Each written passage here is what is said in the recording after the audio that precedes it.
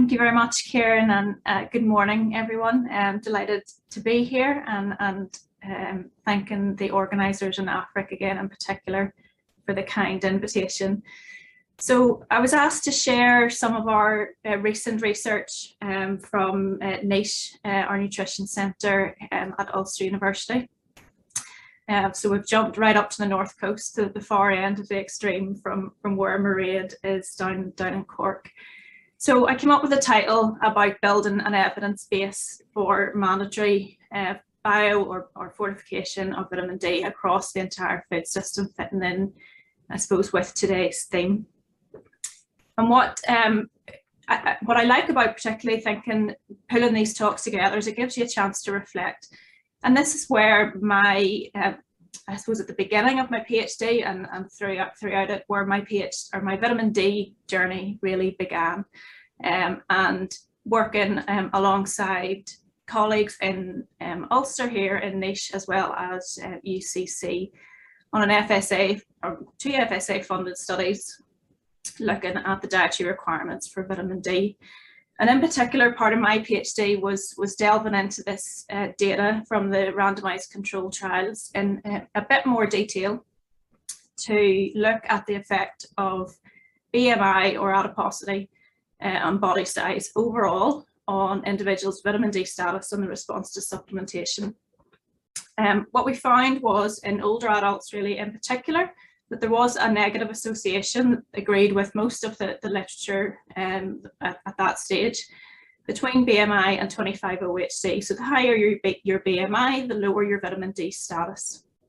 And we also showed with the highest dose of supplementation in these studies in the older adults that they had, those with a higher BMI had a lower response to supplementation. So at this stage, we thought this needed to be taken into account whenever we were looking at dietary requirements for vitamin D.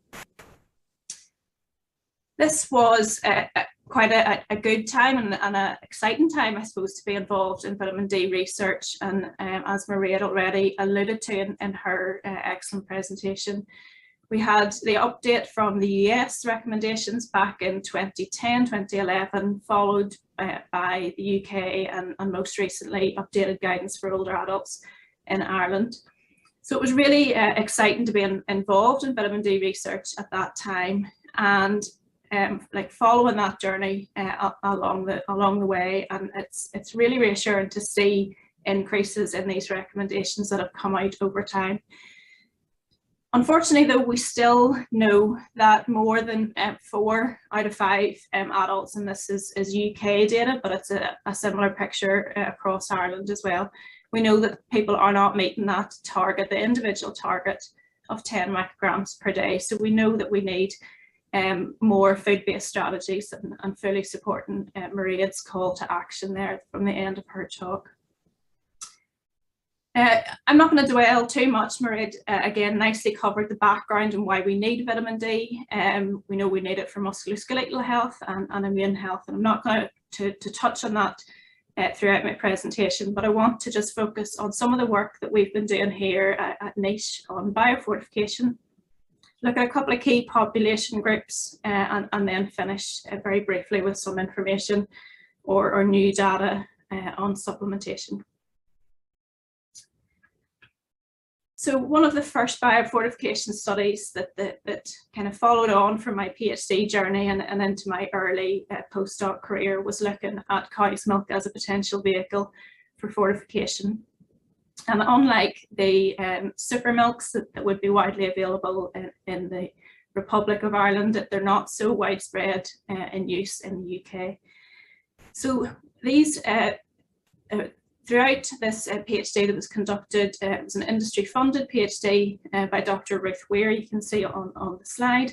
She looked at key method development in relation to the measurement of vitamin D in foods and in the diet, conducted an RCT, all of which to provide evidence for these food-based solutions. I'm just going to share one of the papers from Ruth's PhD here that was published quite recently.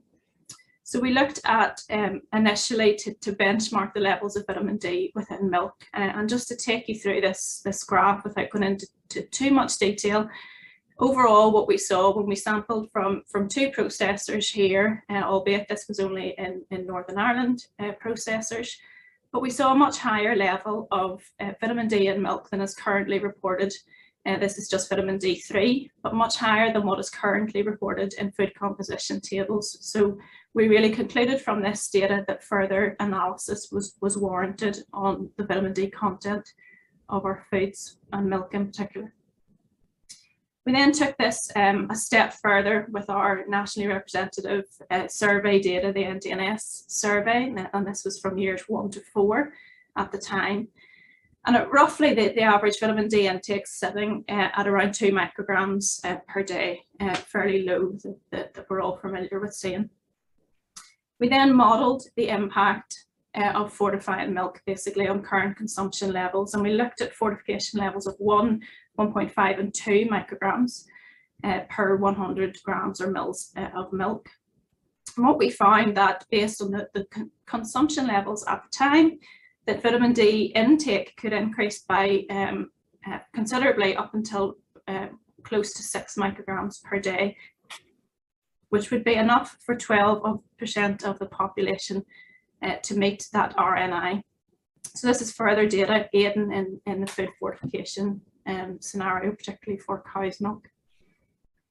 We moved this work on then to pork, and with Holly Neal, who is a current final year PhD researcher, and this is being followed up then further by Erica Rossbottom, who is just going into her 2nd year. And this work has been funded by Devonish Nutrition, so we're delighted that Emma MacDonald is in the programme. You'll hear much more from Emma later on the front end of this research from the on-farm perspective. And I'm just going to show you a little bit of data from some of Holly's work so far. So we went back to that NDNS data, and this time we have more data included up to over a 9-year period. And again, we're seeing that vitamin D intakes really have remained unchanged in the literature or in that NDNS survey. So mean values sitting around 2 to 3 micrograms per day. That's just from food intake alone. When we translated that into 25 OHD measurements from the NDNS, there were some minor changes in concentrations depending on certain age categories that we looked at, and I'll come back to that just towards the end of my talk. But we're seeing just under 60% of the population not meeting that 50 nanomoles individual target for 25 OHD status. So bringing this into the pork intake and that area of biofortification of pork, we wanted to look at how much, if vitamin D biofortification of pork was kind of brought into food production, and we could increase levels between 50% and 200% as a standard practice on farm, we would see roughly relative changes in percentage intake of between 5 and 20%. So this gives us confidence that vitamin D biofortification of pork, again based on current consumption patterns, may offer a modest but important increase in vitamin D intakes. Going on then to those key populations, and I'm just going to cover these very, very quickly. We're looking at vitamin D status in children, and unfortunately the study was concluded or paused slightly earlier in March 2020 for obvious reasons. But we have preliminary data in 47 children that show, again, not many meeting that 50 micrograms target. And this work is continuing now to be followed up by another current PhD researcher. Then taking this into the far end of the extreme vitamin D status in care homes. And again, we see a very similar picture, but what's most important from this data, if I draw your attention to that standard deviation, 35 standard deviation of vitamin D. So really what this data showed us is that reporting the mean 25 OHD in these groups and in these populations really masks the scale of the problem, and that's something we need to move away from. I'm just going to skip over this and then come back to that final slide on the increase in supplementation. And this is again the NDNS data, that trend over time. And what we think we are seeing, and this is very marginal uptakes or marginal trends at this point, when we look at the bottom graph, that's the intake of vitamin D from food and supplements. There is a slight marginal increase, which may suggest that there are more consumers taking supplements. And we do have some data, it's unpublished at the minute, that from a large survey across the island of Ireland, that vitamin D was the most commonly reported supplement being consumed.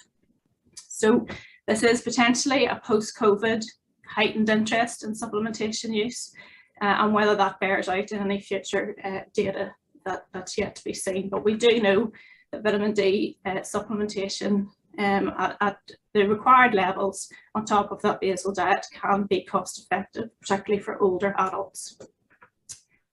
So I'm just going to leave up these key messages. I'm slightly 1 minute over, so I'm not going to go through them, but hopefully I've convinced you in that whistle-stop tour of our research that the evidence is convincing, and for mandatory biofortification or mandatory fortification, and this should apply across the entire food system. My apologies, Mr. Chairman. This is just a final quote to finish on, and apologies for taking up a little minute or so extra of time. But thank you very much to all the collaborators, everybody that made this work possible, and thank you for listening.